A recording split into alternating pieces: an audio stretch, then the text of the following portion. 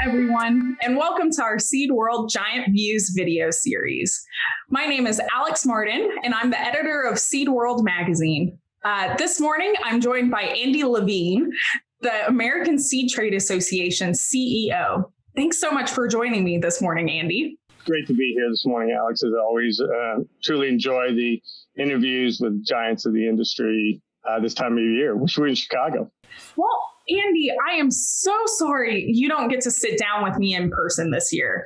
But it's so nice to see your face, I guess, after being so far apart for so long. So my first question is actually pretty easy, Andy. I just wanted to ask how you, your family, and your staff have been through COVID-19 so far. How's everything been going?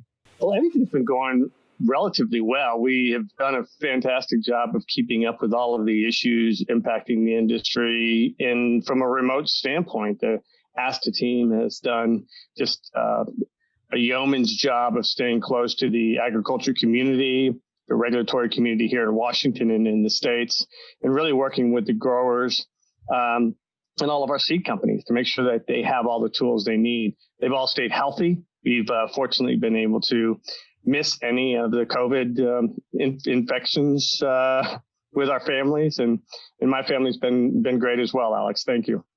Awesome. Well, another question I'm really excited to ask you is something I've actually been asking all of my interviewees. I feel like it's kind of been an interesting transition this year from, I'm sure, working in an office all day long to working from home. So I wanted to ask you, what's it been like working from your house this year? That's been very interesting. It was tough for the first couple of months, just getting settled in with the schedule around the house. We have a son who's a sophomore in college, and he was here as well. And my wife kind of felt we were all trampling on her space and everything. A challenge. Probably after that first 2 months, though, I started going back into the office pretty regular. While our office is not open, we continue to. Everybody continues to do all their work, but it was easier for me to make that transition of 20 minutes to work, 20 minutes home, wind up and get ready for my day, and then wind down at the end of the day. And so I probably spent about 80% of the time in the office over that time frame, but. It's been different, and you obviously find ways of working. And while you miss that face-to-face, walking through people's seed facilities or their fields or their demonstration plots, we have found workarounds, and I think the whole industry has found great workarounds in this. So it's not something I want to do forever going forward. We really do want to continue to use some form of this type of face-to-face instead of just phone calls, but it's worked out. You gave me a great segue, Andy, actually into my next question, which was you talked about some things that have helped you a little bit while we're doing kind of this interesting transition period out of our normal work zone. So what's some things that you found that's helpful to be more productive, whether that's at home or kind of at your empty office, I guess? I think trying to set somewhat of a pattern. You've got to, more than anything, you need to have your breaks in the day, and you've got to be able to walk away from it. It's even harder, I think, in a virtual environment to put things away and shut the door and not go back to them maybe at the end of the day, or things like that. It's always difficult for me to do anyway in normal times, but I think it's even more so now that there's sometimes you just need to not do any work and let your mind relax a little bit. I think spending time with the family as much as possible. When you can't go out and socialize like you normally do, you've got to find those times to have that family time. And then over communicate. We constantly talk communications anyway, but during this time, you almost have to over communicate, scheduling time with board members on a regular basis, just to have a check-in call, because we don't have that time at our meetings to walk through the halls or go grab a beer or have lunch and talk over what's impacting not only them personally, but the company. And so the catch-up times are a lot more difficult when we don't have the interaction that we normally do throughout a year. So that's key. And then I just think, technology. We're trying to maximize what you have. And more than anything, you appreciate your other team members that show you neat things to be able to do, whether it's on your Zoom calls or WebEx calls or, just scheduling your time. Andy, now that we've kind of broached all of the topics that I think we want to talk about on COVID, I'm going to still touch on it a little bit, but I'm actually really much more excited to talk to you about the virtual ASTA CSS 2021 show this year. So I know ASTA is in the game of in-person conferences. I feel like that is just something you all excel at. So I wanted to ask, what has it been like switching from this idea of in-person events to virtual events? This is at least your third virtual conference now. So what are some things, I guess, what are some things you've learned? What are some things you found challenging? And just what's the skinny on it? Well, we work in an industry that is very much a face-to-face industry, all the way across the board. You look at the seed industry, they're constantly working with farmers in the field from selection of the varieties all the way through harvest. They want to go in there and see those, seed planted, germination, all the way through growth. And you're constantly there making sure that your product is performing like you want it to and like that farmer is expecting that product to perform when they buy it. So that face-to-face nature is what we're all used to. And that's why I think we've had success within ASTA and the seed industry in general. We strive on that interaction, both with our friends and our peers and our competitors. But that's where I think the nature of the meetings have been successful across the board for all of our groups. And it's more challenging when it's not. I mean, virtual is difficult for everyone, more from that standpoint of you don't have that interaction and that play, and you've got to sit there. And to some extent, it is a one-way interaction.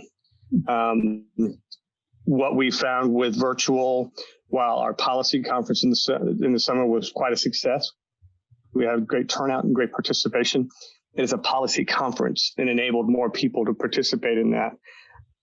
We know that our CSS meeting and our Veg and Flower meeting are both networking, sales, and marketing first and foremost. And secondarily, we bring in policy and other issues throughout that. But it is that networking that brings people in from around the world for our vegetable and flower meeting and from our CSS meeting. We get a great deal from South America and Europe. So those meetings are key from that standpoint. We will continue to perform these meetings in a virtual way. They're more challenging, I think, to set up than actual venues where you've got a hotel and the hotel is doing their part. And, when you're planning everything in a virtual environment, it's coming from you and any vendors you might use to help set up that environment.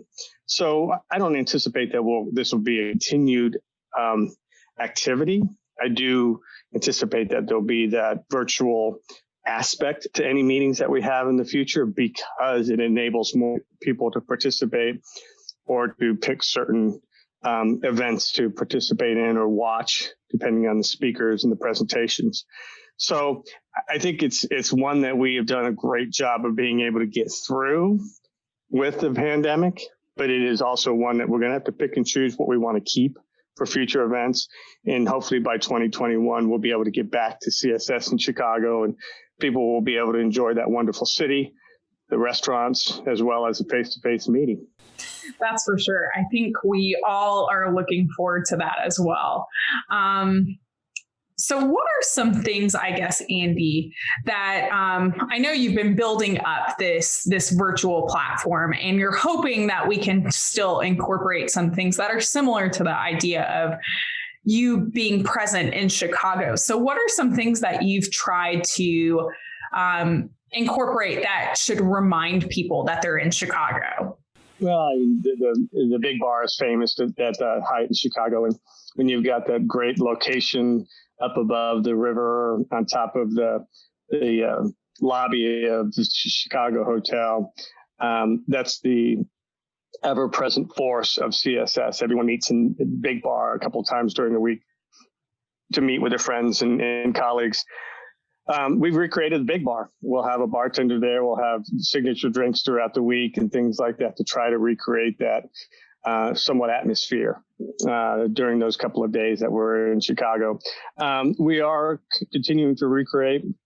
Dan Bossi will be back with us to talk about global commodities. And there really is no one better in my mind who presents great ag econ work, both for here in the U.S. and globally, than Dan Bossi. And he'll be there for our meeting this year. And so some of those regulars that people see.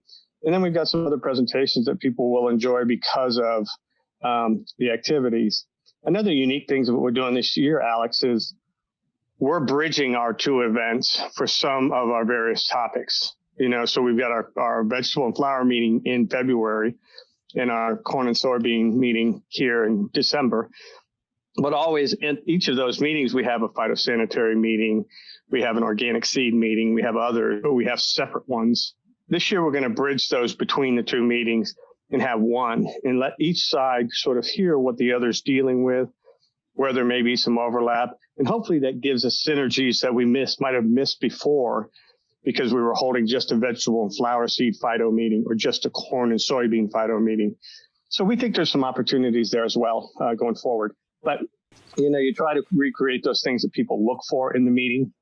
And we hope that those go off well, but you also want to recreate some things or create some things that really are meaningful to participants that may not come to Chicago normally, but next year when we're back, they'll say, hey, boss, I want to go to Chicago this year. How do I get there? And those are the kind of things that we want to make sure happen. Well, Andy, I know this is ASTA's, at least, like I said, I think third conference, right? Third virtual conference this year. Yes. So what do you have any advice for someone who is just joining a virtual conference for the first time? Maybe what are some things you think they need to do while they're attending your ASTA CSS virtual conference? Well, I would recommend that they pick those events that they most want to participate in. Block off that time on your calendar. Don't try to double book or multitask, and really try to focus on that event. If you have some questions in advance, please submit them. We've got the opportunity to be able to do that.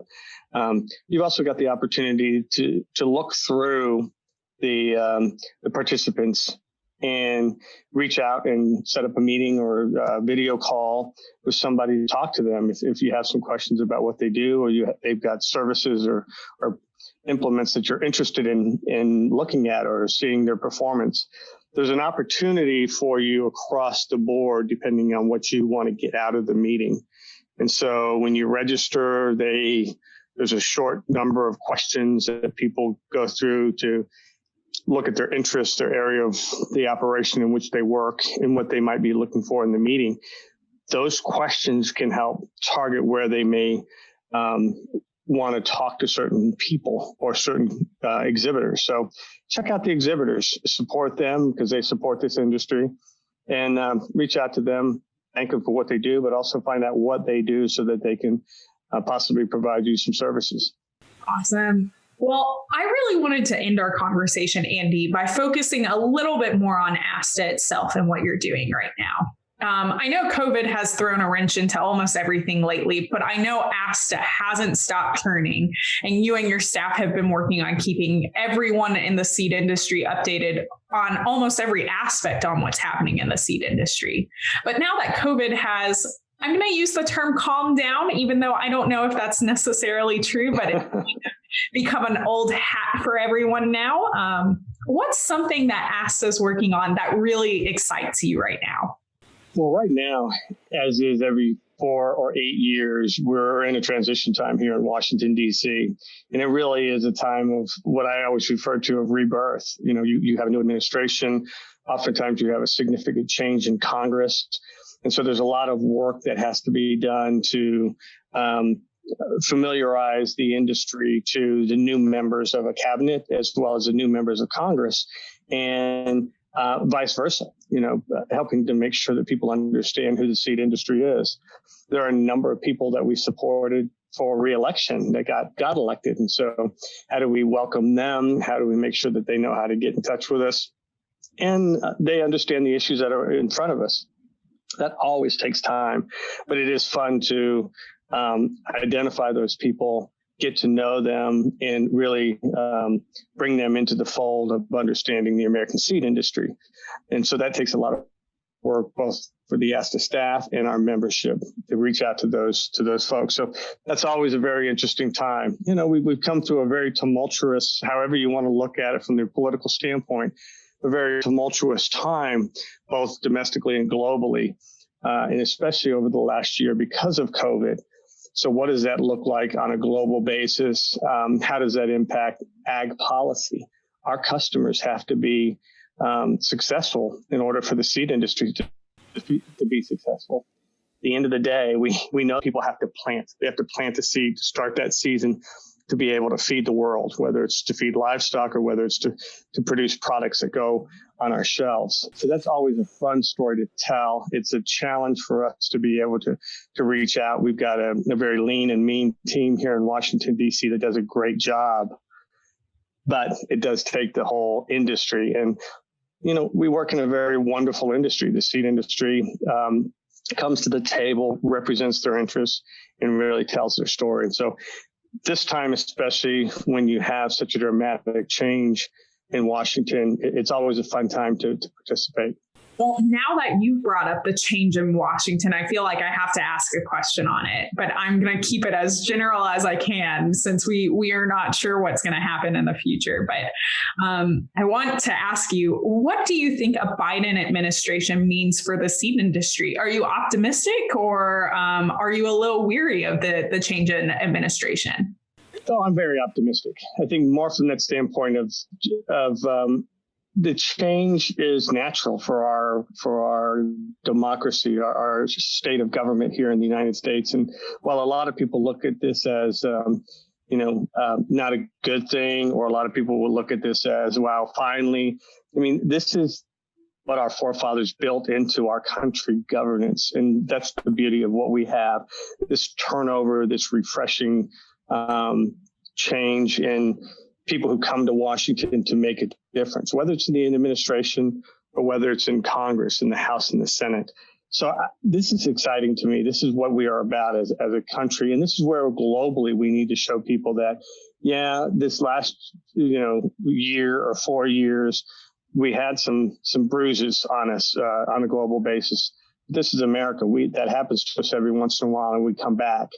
And this is where we show people how we come back, how we lead on the domestic level and on the international level, and how we are truly a country of diversity and country that cares for our allies and all of our people. And I think that's what's going to be exciting over the next 4 years. Awesome. Well, thank you, Andy, so much. That was my last question for you, but thank you again for joining me. And I'm looking forward to seeing you at the ASTA show. Alex, we're looking forward to it very much. We know that it's going to be a great time. It's always going to be interesting. We'll learn a lot and see what we carry into the CSS 2021 when we are actually back in Chicago.